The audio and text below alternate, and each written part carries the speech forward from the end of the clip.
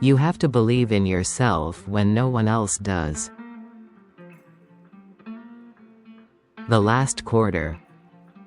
The crowd roared in the dimly lit gymnasium, the sound reverberating off the walls like a storm. Mia Wilkins stood on the sideline, clutching a basketball against her chest, her heart pounding like a drum. The scoreboard told a cruel truth: her team, the South City Strikers, was down by 10 points with just 3 minutes left in the championship game.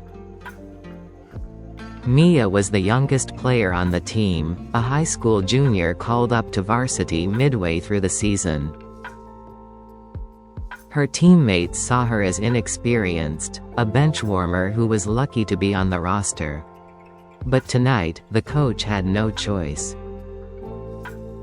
With 2 starters fouled out and the team's star player nursing a twisted ankle, it was Mia's turn to step up. She thought of the quote she had written on the inside of her sneakers, words she lived by. You have to believe in yourself when no one else does. Mia's basketball journey wasn't one of natural talent. She wasn't the tallest or the fastest. Growing up, she spent countless hours shooting hoops alone at the neighborhood park, the chain net clinking softly with each shot. Her mother, a former athlete herself, was her biggest supporter. You've got the drive, her mother would say, but belief, that's what will set you apart. Mia worked harder than anyone, but even then, she often felt invisible on the court. Her teammates rarely passed her the ball, and the coach only played her in blowouts. She began to question if she belonged. One evening, after a particularly rough practice where her mistakes seemed to outnumber her successes, Mia sat in the gym alone, tears welling in her eyes. That's when Coach Davis approached her. You remind me of someone, the coach said, sitting beside her on the bench. Who? Mia sniffled, expecting a cliché answer about a basketball legend. Me, Coach Davis said with a smirk. I was the kid no one believed in.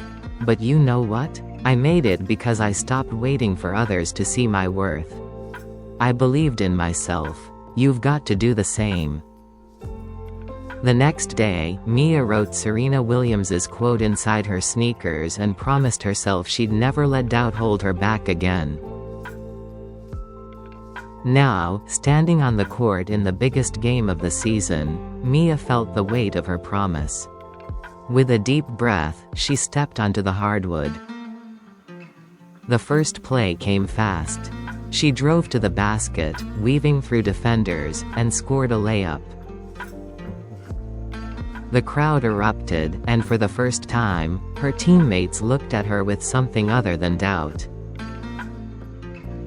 Mia's energy was contagious. She fought for every rebound, dove for loose balls, and sank a three-pointer that brought the team within 5 points. Her teammates began to rally around her, the Strikers clawing their way back into the game. With just 10 seconds left, the Strikers were down by 2. The coach called a timeout. Mia, we're running the final play through you, Coach Davis said, locking eyes with her. Her teammates exchanged uncertain glances, but no one argued. As the buzzer sounded to signal the end of the timeout, Mia took her place at the top of the key. The ball was inbounded to her, and time seemed to slow.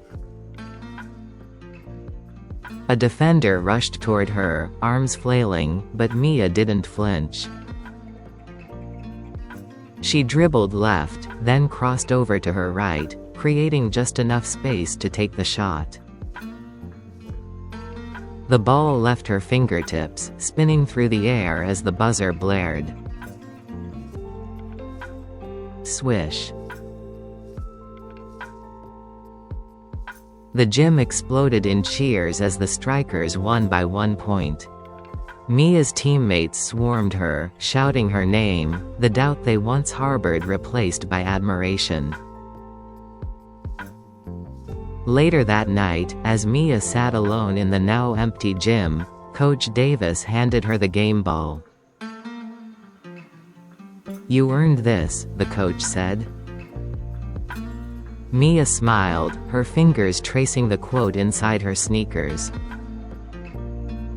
"I just believed when no one else did." From that moment on, Mia's confidence soared. She became a leader on and off the court, inspiring her team and proving that belief, more than anything else, is the foundation of greatness.